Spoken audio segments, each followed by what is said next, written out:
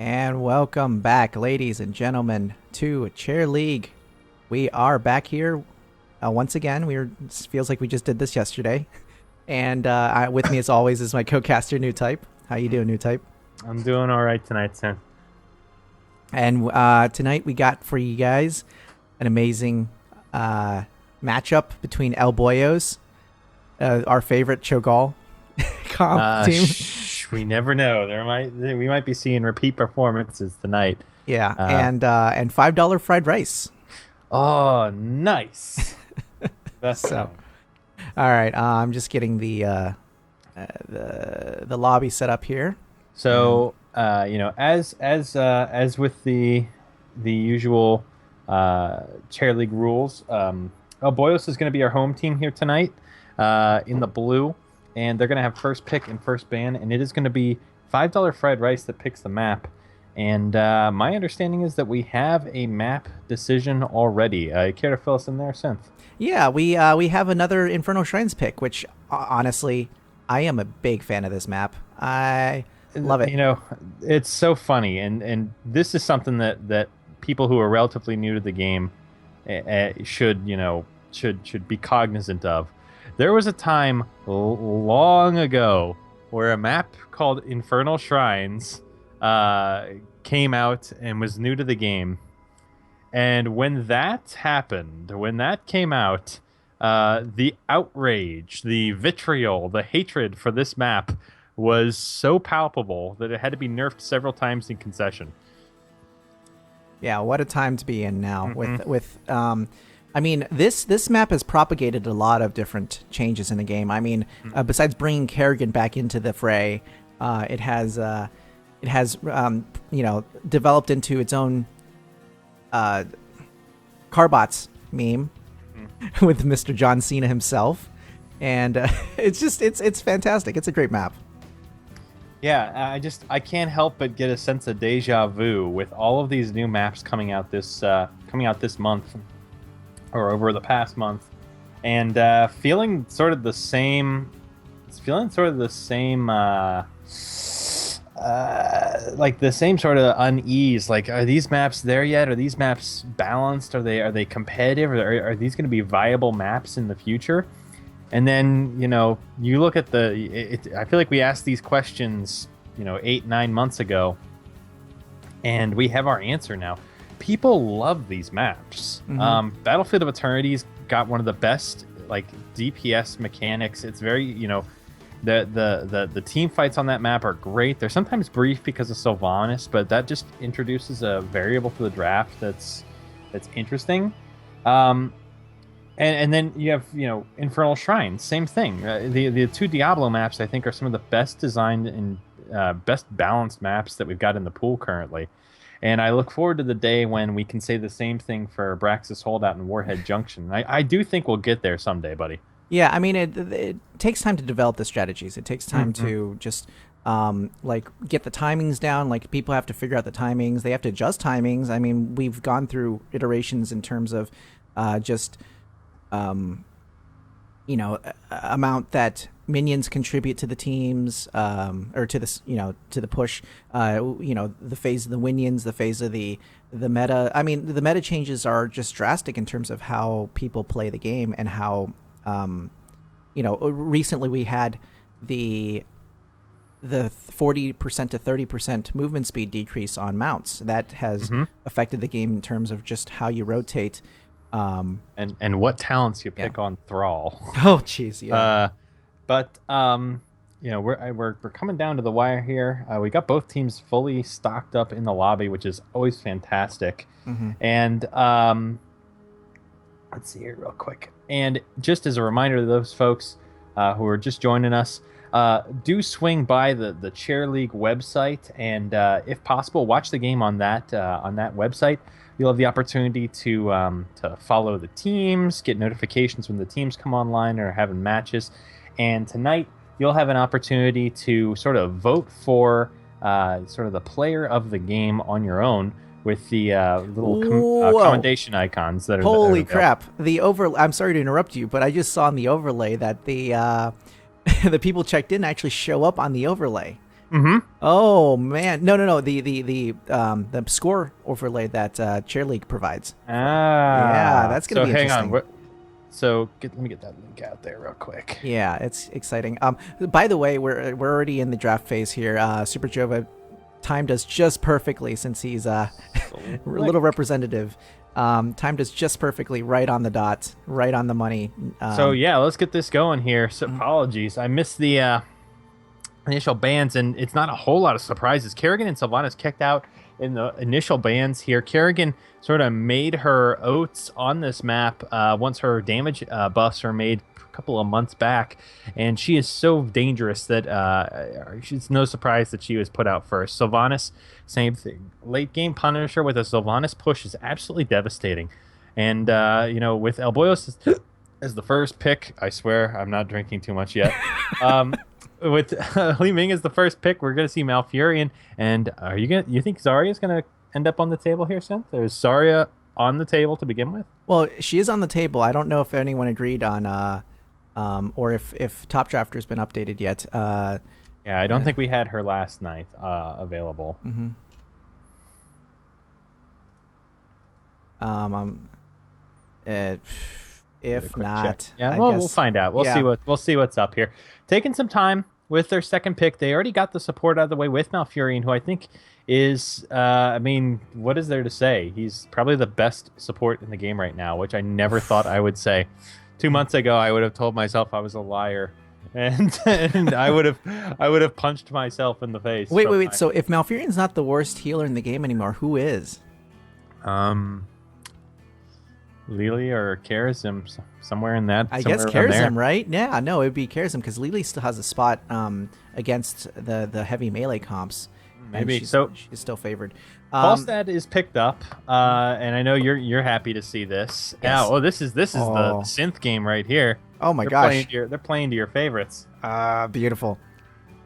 Oh my gosh. So ETC, they're gonna do a strong control meta. Looks like El Boyos is going for the control. I would say, in that vein, I think you would want. Okay, they're gonna pick Ario. I think Ario works very nicely with Li Ming. El Boyos, I like this. I like how they've gotten their tank and their support sort of out of the way before the ban phase. So this gives them the opportunity to ban a tank potentially that would give them some trouble. Yeah. I think you want to take a look at what Fried Rice is banning. See if they have a particular style they don't want to go up against. But at this time, I feel like I do like what El Boyos has in the pocket. Yeah, I think El Boyos may either pick or ban Zagara. Zagara is still extremely powerful on this map, especially for the site and the invades on the objective point. But the AOE, we need to see like Zool. We need to see Leoric addressed at some point. Well, maybe not need to. Needs a strong word. Probably. It's a very needy word. Yeah.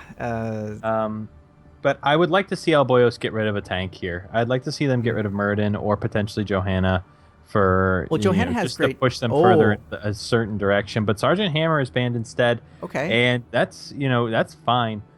Sergeant Hammer is it's so funny how the world sort of turned on its head from where it was 2-3 months ago. Yeah, Hammer's. I mean, she got a slight buff in terms of with the movement speed decreases of everyone. She actually got a buff because her movement speed did not change at all. So because her relative movement speed didn't change, everyone else becoming slower means that she was relatively better in terms of moving stuff around. So I was gonna say Johanna would be a great tank pick because she has a very great wave clear, honestly. She can invade and clear, and you can leave her on the point. She's very versatile. And she can take a hit from Li Ming and not really have an issue. Especially with Malfurion healing. If we see Johanna go with amplified healing, those health ticks, those hot ticks are going to really pay dividends for the Malfurion. We see Thrall assigned as sort of potentially the solo laner, but we also have Falstad, who can also still stick to a lane, do a fair job on his own, and then fly to the map. I feel $5 fried rice, despite they're lacking a little bit in burst damage, and they're lacking a bit in substantial AoE, but they've got a little bit of both, and they have a very well-rounded team at the moment. Well, one thing that El Boyos still is very susceptible to is Malfurion's roots. That is one of the major reasons why he's come back into the meta so well, is because there's no cleanse on Ariel. Yeah. And Zebro picked up by El Boyos. So, oh, man. So we're actually looking at a complete, everyone who's been changed. It's the purple comp. team. Yeah. They all got purple except Ariel. If only she had a purple skin. Yeah. But Nazebo has been, I don't think we've had a game with him yet. So this one we're going to have to kind of fly by the seat of our pants. And he's really not received a whole lot of support in terms of, people figuring out his rebuild. I've seen people talk about going hard into the spider build. I've seen people talk about building zombie wall damage as being an effective way of playing him, but I have not seen anyone really spend time with him. Yeah, he's interesting because his what's the shaman? What's the other alt? Not the there's big the dude. Gargantuan, and then there's the voodoo spirit. That's it, voodoo spirit. I keep thinking it's a shaman spirit. Anyway, with Falstad can very easily interrupt that if Falstad keeps an eye out. So, and a dual bruiser essentially comp coming out of El Boyos. I am not surprised here. Artanis has seen some pretty good play recently, showing up in L5? Was it L5? It was MVP Black that actually played Artanis. They played him with Malfurion and Alarak to support. And basically, the issue that Artanis was having in getting clean engages was alleviated by Malfurion roots and by Alarak pulling opponents into melee range. El Boyos, I like their draft. I just want to make sure. I just want to see the damage output when that ETC goes in. They got Li Ming for the long range poke. They got Nazebo for all of that sort of AoE damage, and Artanis for that focused frontline support. I just am curious if they have the damage to get through Malfurion's heals. His healing is so big right now. It's difficult to actually kill someone. I would love to see a second tank potentially from $5 Fried Rice, just somebody with HP that could. Okay, and we go with Tassadar, a second support. So, same thing. Somebody to help. The damage on El Boyos is not particularly bursty outside of the Li Ming. And Malfurion should be able to mitigate the Nazebo damage over time and the Artanis damage consistently. So having the Tassadar there to help mitigate that initial burst of Li Ming is going to be big. And he's going to be very helpful on the Shrine phases when they are working over those Shrine Guardians. So Artanis actually has a really good benefit right now. His alt actually will deny the entire other team of any damage. Falstad auto attacks, Thrall auto attacks, Johanna auto attacks. Malfurion has a Q, or W, sorry. And Tassadar's W also does a little bit of damage, but not really all that much. Those are both AoE-esque abilities. Artanis can literally deny all the damage. True. This is true. And I mean, even if Falstad goes for a hard Mage Stad build, you're only going to get attacks with that every once in a while, once the cooldowns are off. But it's going to be countered by, not countered. El Boyos does have a little bit of a problem working around Malfurion's roots. Malfurion's roots are going to be extremely good zoning. It's going to be an extremely good zoning tool to control where people invade from in terms of these fights. Combined with Tassadar's sight, it's going to be hard for El Boyos to position in if they're not already in there. And, something to think of, we could see Falstad go for an auto attack build instead of going for sort of the standard traditional Mage Stad build.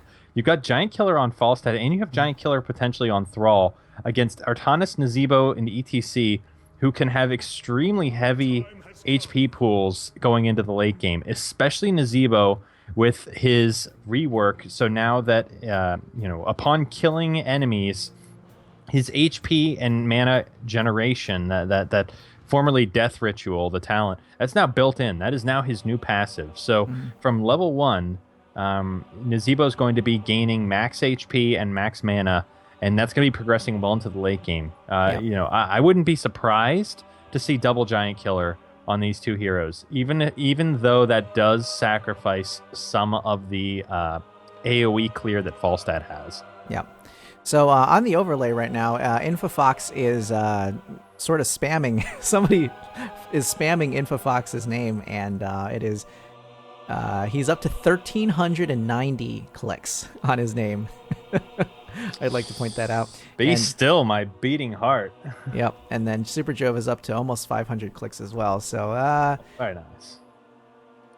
A lot of love for these teams here. Either that or somebody really, really likes to click.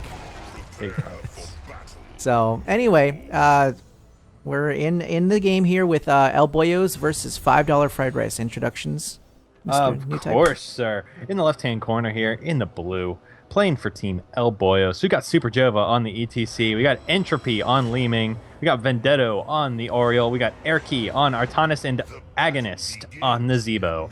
On the right-hand side, in the red corner, playing for Team $5 Fried Rice, we've got Captain Muramask on Thrall. We got Infofox on Falstad, getting all the hearts. Zeratul on Malfurion. That will confuse me. And we got Hoagie on Tassadar and the Mothman on Johanna. Yep. And a little bit of esports going on in the middle here. Oh, yeah. All the esports. Yeah, with Nazebo going up to soak top. That's pretty smart. I mean, they really don't have much of an early game engagement going on. I mean, ETC just doesn't really have enough sustain to go through the brick wall that is Johanna. Mm-hmm. And Falstad does a lot of damage early on. The poke wars begin. I mean, they're really just taking nibbles at each other. Nazebo putting down the minion wave at the top lane pretty quickly. Gonna take a quick peek at the talent, see if there's anything unusual here. We're seeing Block Party coming out from the ETC to help mitigate those auto attack damages, but we do see Gathering Storm from the Falstad, so it looks like it is going to be a Mage Stat build, at least initially here. Mm-hmm. Well, that's smart, because if Block Party does come out and also the AoE,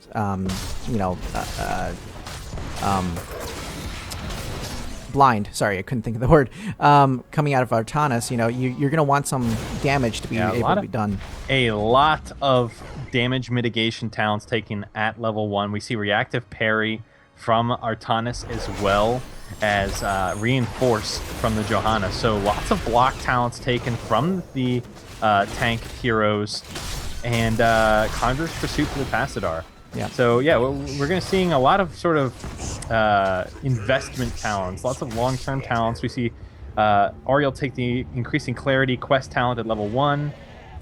So, Gathering Storm for the Falstad, as we noted. So yeah, this is going to be, they're expecting this game to go into the late phases, and we'll see how that prediction holds up. Yeah, and it looks like Captain Muramask did get some connection issues there and has left the game, so we're going to just hold on for them to come back real quick here. Astral Presence, interestingly enough, taken by Li Ming. What are your thoughts on that? Do you think that's going to get much value for the Li Ming player, or do you think they've got some sort of later strategy and plan for that? It's an old build, right? It's probably one of the first ones. I don't know. I haven't seen it in a while. It's well, I mean, that tells me they expect to be just hucking out spells left and right constantly. Yeah, they may not be going for a teleport build. They may be going for a W build with that, since the cooldown reduction that you get from Triumvirate on the W may, it requires having a lot more mana, and that may help mitigate the mana issues. Well, one of the things that I want to point out is all of the heroes except for ETC is very high sustain, especially with Astral Presence on Li Ming. They can stay in the fight. On these shrine phases, they do not have to go back. They like maybe Nazebo, I guess. But Nazebo's damage can be. I mean, he's never really suffered a lot from mana issues necessarily. No, and all he has to do if he is really in in a bind, is drift to a lane, get some mana, get some kills, and he'll start picking up mana as things, as enemies start going through. He did take Thing of the Deep at level 1, which gives him a better range, which, does sacrifice the other level 1 talents for Nazebo. But we are back into it as both teams starting to rotate slowly to top. We're seeing Falstad, we're seeing Infafox on the Falstad at the bottom there. And Captain Murmask also listed as out again? I don't know. It says Thrall right now. Yep, Okay. and there they go. There. So okay. We do lose Captain Murmask again. But let's look at this setup right now. We've got Entropy in the middle, and we've got Infafox in the bot lane, soaking up that bot lane XP. I can't see the levels at the moment because the pause bar is in the way, but it's level 4 versus level 4. Mm-hmm. Yeah,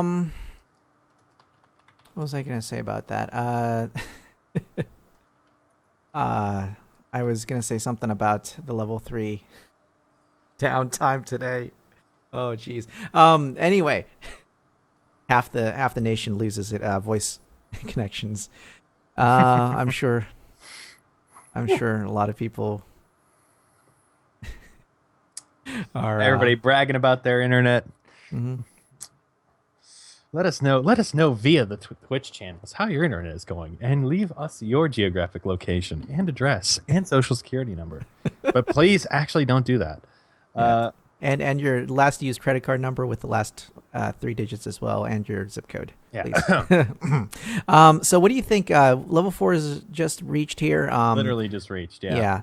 I'm seeing sustained talents really. Although I do want to see Crowd Surfer out of ETC. I don't know Nazebo's talents off the top of my head completely right now. I'd like to see Artanis go 100% damage. I'd like to see. Oh yeah. I'd like to see like Solarite Reaper at 7. I'd like to see the increased range and speed as opposed to the cooldown reduction for his Q on 4. I would really like to see Artanis build heavier for damage. Reactive parry, I think, is good with the block party as well. He's going to have an impossibly large block pool, potentially. Yeah, I think those stack. I'm not entirely sure, but I think... I don't think we've had a game with those two yet where we can really test that out. Mm-hmm. But yeah, there's so much damage mitigation that Ariel, is... Oh, geez. We're going to have this again. Oh, no, not this stuff. Oh, jeez. All right. Well, we've had this happen once before. And I'll let you chat this out with our team captains here. But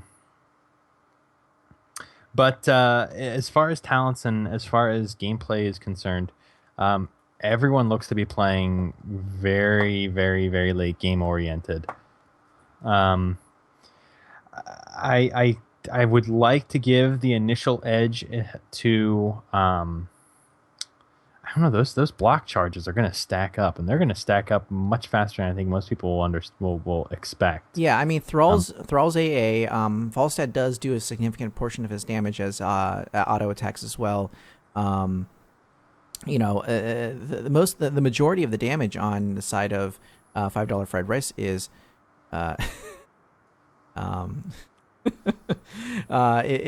is auto, or is yeah, they're gonna be significant auto attacks. Sorry. Yeah, they're gonna be counting on the Falstad to get those hammering shots in and really build up the hammering damage into the late game. Mm-hmm. Yeah, that sounds about sounds about right for what we did last time as well. You get one more shot, and then that's it. You're stuck on it. So we are, due to this connection issue that the Thrall player is having, we are going to do a quick remake.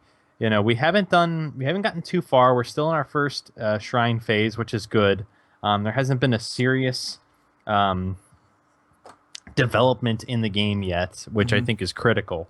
And at the end of the day, we got some sketchy. We got some talent picks that may change. We'll keep an eye on that, but I expect things to really go just the exact same way they had been. Yeah, honestly, 0 deaths, same talent tiers, same. Although I don't know if you noticed at the very end, right before people Mm-hmm. Right before people left, Falstad was indeed at the bottom lane, soaking just a little bit extra, and then Leeming was in mid, on his way on our way up. So, yeah, there's our points were still there in terms of what we predicted to happen. Gonna make sure everyone's coming in. So what do you think about the brawl mode that's recently been announced? And I'd like to open this question to our Twitch chat as well. Since got to do all this crazy logistics for inviting team captains and stuff. If you haven't had the chance to check it out yet, recently introduced was the brawl mode, which folded in the old touted arena mode along with some other interesting gameplay variants to basically give us a weekly quest to complete, which is play 3 of these brawl game variants, and you get some gold. You get, I guess, apparently a portrait as well. I'm not 100% certain on the details there, but you get a bunch of cool stuff, and you get to play a bunch of really crazy game modes like all thrall, or only 3 heroes per team, or things like that. I've seen some interesting, like single lane maps, maps where there's a Punisher running around like a maniac throughout the entire map. I saw one game where it was all siege tanks and their thrusters were constantly on, so you constantly had maxed out movement speed. I like it. I like the idea. I'm a little curious how it's going to work in the queue time, in respect to the queue times. The queue times in this game can get kind of lengthy, but I like the idea. I love the this format that Blizzard's going for with these week brawls. I don't think the queue times are necessarily a problem, because the game tries to make good matches, and MMRs can be much closer in terms of the brawl mode. You don't have to be super good in order to be you don't have to be super close to the other team.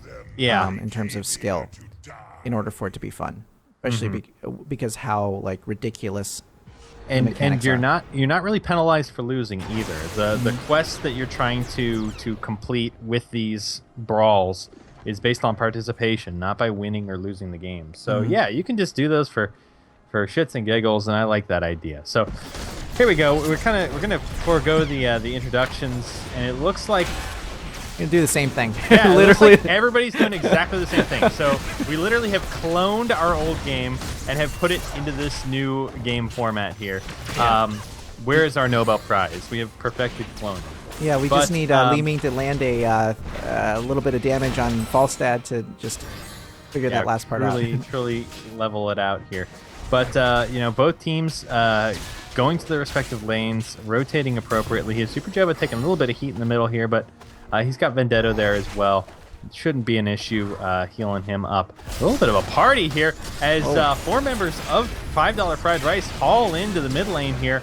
And El Boyos is going to have to respect that. It is just 3 people in the middle, and there's not going to be a whole lot that they can do to cut these numbers down in middle. Yeah, they have to be careful of that Malfurion route, especially in the fog.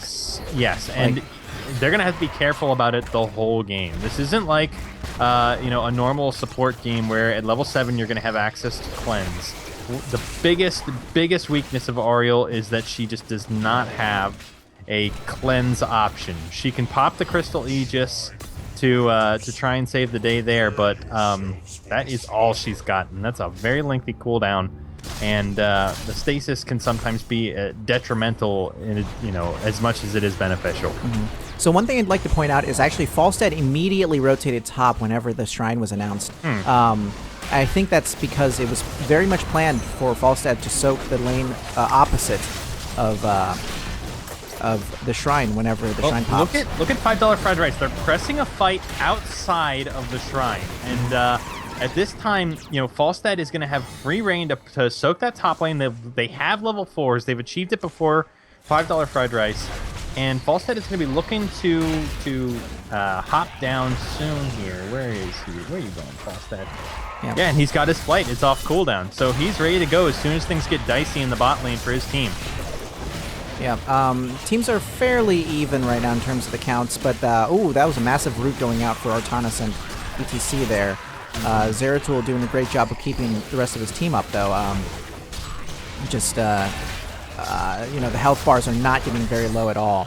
Vendetto, on the other hand, using all of the gathered crown energy. And here comes Falstad. Yeah, Falstad is here, and you know this has been a 4-on-5 for the most part, and Boyos has taken a lot of heat in that 4-on-5. Super Jova has the power slide out and is brought down, unfortunately. So this is now a 4v5 against Boyos, and it looks like $5 fried rice. They're catching up in the Shrine Guardians, 31-31, and they're going to be taking the lead shortly here to secure the first Punisher. Ooh, and Hoagie getting really low there from a landed three Seeker attack, but he's able to get out. Tastar the slippery fish. Be careful. If he gets spotted by that Punisher, he's going to get jumped on. It's Agonist instead, trying to hearth out on the front lines there, not successful in doing so. Super Jova hauls in to try and kill this Punisher off, but it looks like they're going to get the front wall and potentially not a whole lot more, as this Punisher does go down here. Yeah, an early Mortar Punisher really doesn't do a whole lot in terms of the push. And the decision to split into lanes, I believe, is a good one. I mean, that was just fantastic for giving them a lead. They have a full level lead at this point. Lots. And we're seeing the Templar's Zeal from Artanis. Like I said, I would have really liked to see Artanis go full damage. Completely ignore the shield talents or the blade dash talents at 4 and 7 for shields, and go full speed, full distance damage. And there's Triumvirate at 4 for the Li Ming. We talked about how this could be a W build for Li Ming with that Astral Presence at level 1. Yep, this is really looking towards a sustain type of build here. Although, you know, the Crown really actually doing a great job of just providing Vendetto with a very large healing bar. And let's see here. So level 7's just reached by Boyos. Kind of curious as to how they're going to build here. And there's Psionic Synergy. Like I said, I really feel like they can afford to go heavy into the Artanis damage, not into the mitigation, but into inflicting. And we're seeing Zay's Vengeance as well. So Li Ming going to be really on the fringes, not going sort of the traditional teleport build or the Q-based build, but going for a W build. Yeah, it's really quite interesting. Looks like they're going to try for a 3v2 here and try to harass them a little bit. However, Tassadar and Johanna, not the easiest heroes to harass. No, they'd be at the bottom of my gank list if that was the case. Nazeebo is caught, though. Nazeebo does go down, and right before the critical shrine phase, so he is going to be out of action for a few more seconds, as we have a mercenary camp pushing the top lane for $5 fried rice, and it's going to be Li Ming moving into position to stop that, but this gives $5 fried rice a serious command of the shrine phase here. They're going to get a lot of these Shrine Guardian minions quickly here, while the members of Boyos are struggling to get consolidated and get on the point. And level 10 is right around the corner. And Li Ming gets picked up by Falstad. Wow. Falstad diving in and grabbing her. You're right. And it's going to be Super Jova now rotating to help deal with that. That mercenary camp, that bruiser camp is still there. The Gust is not particularly effective, but the flip on Zeratul does potentially give Boyos some breathing room. And it looks like they're just going to withdraw. They're going to have to concede this mid lane Punisher, and they've got to send someone to that bot lane. They've got to soak up to 10 quickly before that Punisher, because that Punisher is going to pay dividends if they have ults. If it's a level 10 versus level 9 fight, and you have a Punisher. Yeah, they're gonna if they don't get level 10 soon, they're gonna lose that keep or fort. That building. TM. Yeah, so Super Jova does a great job of pulling that in. But he gets isolated by that Sundering and deleted. Good night, ETC. Yeah, that Sundering was really well done. Catching ETC out of position there, and just allowing the rest of the team to just pull in and delete that member of the team there. So Urki is trying his best to stay alive there, but he's not going to survive for very long. But Thomas got rooted, and I mean, this is the power of Malfurion right now. You know, if you got a hero that absolutely needs to be in the fray, Malfurion does a great job of just mitigating that hero. We saw it last night with a Butcher pick, and we're seeing it tonight against the Artanis. So they're doing a really aggressive invade here with aggressive invade. Oh my god, the mosh pit is used and immediately canceled by Falstad.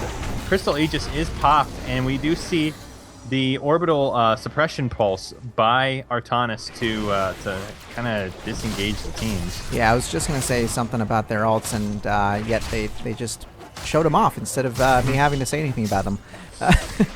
So, anything wacky or unusual? Well, I mean, Gargantuan picked for Nazeebo is not surprising because, like I said, the Falstad Gust is such a disengagement for the other. I mean, it's a waste of the ult, frankly. Voodoo Ritual, yeah, it's so hard to get that off when you've got a Falstad on the opposing team.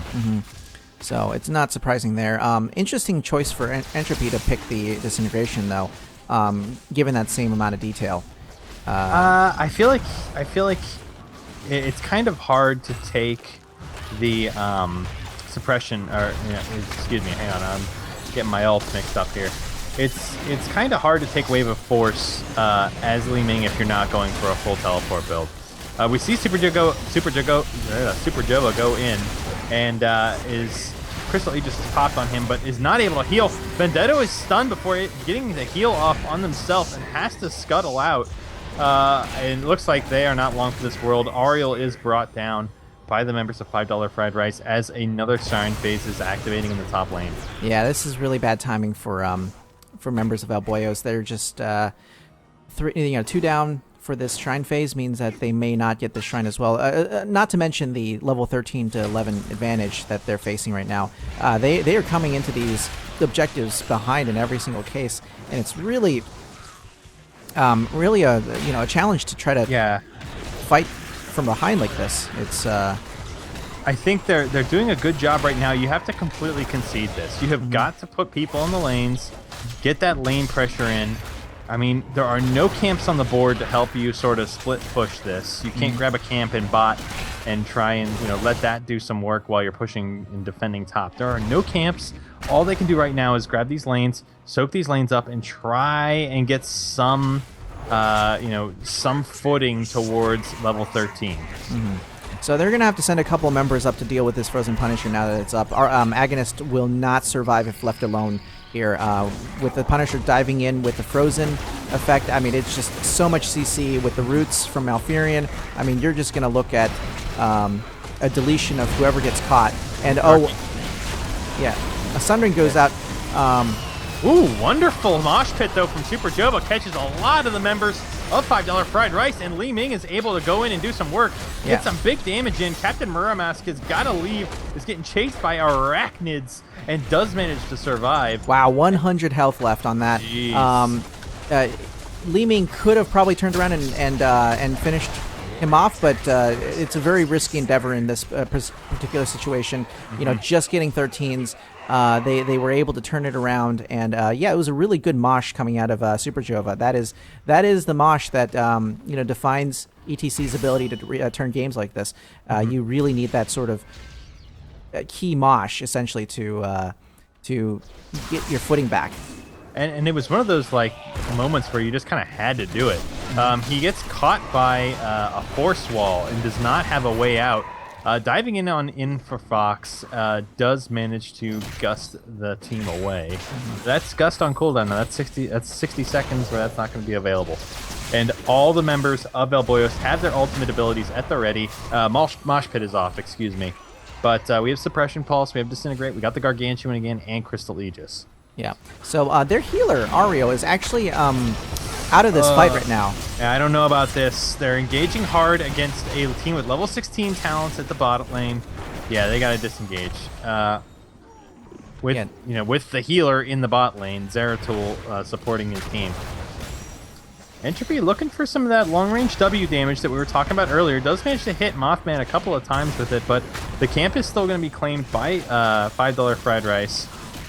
And they've got a Bruiser camp pushing top. That is going to be absolutely irritating for Vendetto to deal with. Yeah, Vendetto finally finishes dealing with it, and Agonist, excuse me. Really like to see them cap this. I'd like to see them kill this, and then, okay, the shrine is up now. I was going to say, kill this camp and wait to cap it until the shrine is definitely ready and definitely about to pop, but the shrine is about to pop, so their timing on this couldn't be better. Yeah, a lot of damage going on at the bottom. They're really trying to get rid of that fort, which they actually successfully do, but that's been a 4-on-3 the entire time. I'm really impressed with the ability for El Boyos to sustain that fight. I mean, you're looking at almost full stats Super Jova and Urki there coming into this fight. Yeah, but level 16 has been attained by $5 Fried Rice, and El Boyos are not close. They still have a full level of XP to grind through before they have any chance of picking that up. Mm-hmm. And right now, $5 Fried Rice is just commanding the shrine location. Some poke damage from the Li Ming, but Malfurion's going to be able to just heal right through that over time. Yeah, the really, really nice heals coming out of Malfurion. I'm not going to sugarcoat that. That's a lot of healing. I mean, what are we looking at in terms of numbers here? Almost 40,000. Yeah. That's almost double Ario's healing. I'd like to point that out. That's a lot of health restored. And Super Jova is really trying to position and try to find that choice mosh. Yeah, but mosh, but that is it. The Arcane Punisher is out, and they are rocking and rolling. Oh god, and Infofox really going in for blood and actually catching. Oh, that Sundering spell's doom for Airkey. Even with the blind coming out, surviving for a surprisingly long amount of time with that blind coming out, but they are finished off there. And that's 2 for nothing for $5 Fried Rice as the Punisher goes in, and this has got potential for keep. This keep has potential to go down. Yeah, I would not be surprised to see this keep go down with a 3-on-5 with the Punisher. And Super Jova is actually going to go down here, and Crystal Aegis has to be popped on herself, Ario herself, in order to keep her alive for a few extra seconds. And so we spin the respawn roulette as Li Ming and Nzibo only just now coming back into the game to see that 3 members of their team have fallen.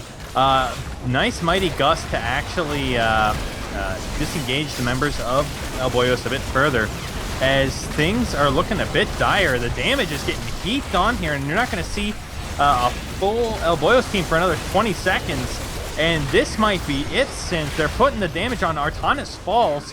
Li Ming just not able to finish people off here, and the court goes down. $5 Fried Rice laying the hurt in this game and bringing the win here under 16 minutes. Wow. Yeah, that was quite a quick game, actually. Holy crap. Yeah, they didn't hit 20s on this particular matchup.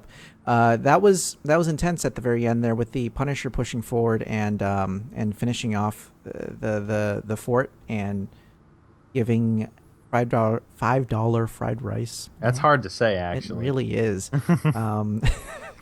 Their win tonight. Oh, holy crap. Yeah, I'm just I feel like with the presence of ETC, you can afford to go for a harder damage build on Artanis. I'm not saying that's like the be all end all, the thing that the thing that made or broke this game, but I feel like there were so many situations where $5 Fried Rice had members at just teetering on the edge, and between the Malfurion heals, the Tassadar shields, they were able to bring everyone back. What are your thoughts, Synth? Do you think? I think there were some very money Sunderings. Those are great Sunderings coming out of Thrall. Captain Muramask, even though he's playing on Potato, was able to figure out exactly when to drop those Sunderings and basically split off one member of El Boyos and isolate and delete them from the battlefield. So, given that, do you think Do you think Resurrect would have been a better choice in this particular situation? We don't see that often. No, I do not. Okay. I think Resurrect would have invited Falstad or Johanna to dive in, interrupt the Oriole with a Gust or a Condemn, and the Oriole would have been absolutely demolished. Yeah. There were some really good force walls as well, just trying to deny the escapes, and I can sort of see the strategy coming out of El Boyos in terms of the long-term sustain, but I think you have to actually be able to be on equal footing in order to use that comp to the best of its ability. And I think the fact that they had an early, loss in terms of the Falstad's ability to stay in lane and soak a little bit extra, they were a little bit behind in terms of the levels, and it just sort of snowballed from there. So, and a very, very healy build coming out of Malfurion. I think the Malfurion first pick should have keyed El Boyos into the type of damage they needed to do. And they picked a very sustained damage over time composition, which just does not pack in the damage that you need against Malfurion. I would have almost liked to have seen them go for an exceedingly heavy dive composition. I understand they have the two supports, and the Tassadar was an issue, and that kind of fouls it up as we go on. But, between Malfurion and Tassadar, they just could not get through the HP pools of Johanna, Falstad, and Thrall. You know who's a very effective counter to Malfurion in my books? Kael'thas. You know who's not in the meta right now? Kael'thas. I swear. I mean, like his ability to CC basically. Yeah, but would you sub out Li Ming for Kael'thas, or would you run a double mage composition? I might run a double mage on this one if you think about it. With a little bit more control. Like Ariel really didn't have an opportunity to isolate and wall, and ram somebody into the wall very often. And who else do we have on CC? Nazeebo was off in his own lane. I mean, as he should. He's a specialist. He's really good at pushing. But the unfortunate thing was that his CC was missing from a lot of these fights. ETC and ETC was the only CC, and I don't know. I feel like seeing the Malfurion early should have given El Boyos a sort of clear cut. This is how we're gonna have to run this. Grab some divers, grab some ban out crowd control, get somebody with cleanse. I think that was a big issue because when you get rooted and you have Ariel as your sole support, you're gonna have serious difficulties keeping that hero alive. Yeah, and honestly, the dual support Tassadar Malfurion was really good because Malfurion, where the heal over time has the instant portion and then the remaining portion. The Tassadar's shield can actually sustain you through the rest of that heal over time portion. I mean, it's just allows Malfurion to heal so much more effectively. You never waste that heal over time portion by dying. So, it's just there was somebody in my chat room, Kai Cool, says they didn't have enough damage to burst through two healers, and I agree with that. No, you're 100% correct. Yeah, we had Li Ming. So and even Artanis didn't go for a damage build. I would have loved to have seen Artanis go for a damage build. You have a tank in ETC. You have a tank. You don't need anything else. Especially with Block Party. I love Block Party. Yeah, that one had me just a little bit scratching my head. But kudos to $5 fried rice. They drafted one of the most stable, solid, drafts I've seen. They have all of the usual suspects for some of the best roles in the game. They've got Johanna, the wave clearing tank. They've got double support. They've got Falstad and Thrall, who are probably some of the premier heroes in their particular slots for melee assassin and ranged sort of flex. I mean, they picked all the right people and they executed their play very well. They did an excellent job of sort of dismantling El Boyos and out sustaining El Boyos. Yeah. Yeah. Congrats to $5 Fried Rice for winning this particular match, and we'll see El Boyos, I'm sure, for the next time they play, and we may also cast. I mean, honestly, these were two great teams. I'm sure we'll see them again in the near future. So, but I think that'll do it for us tonight. Any last things? Any takeaways out of this? How did you think Nazebo played? Honestly, his presence did not seem to be very impactful in the game. Mm-hmm. His damage was it was there, but it didn't feel like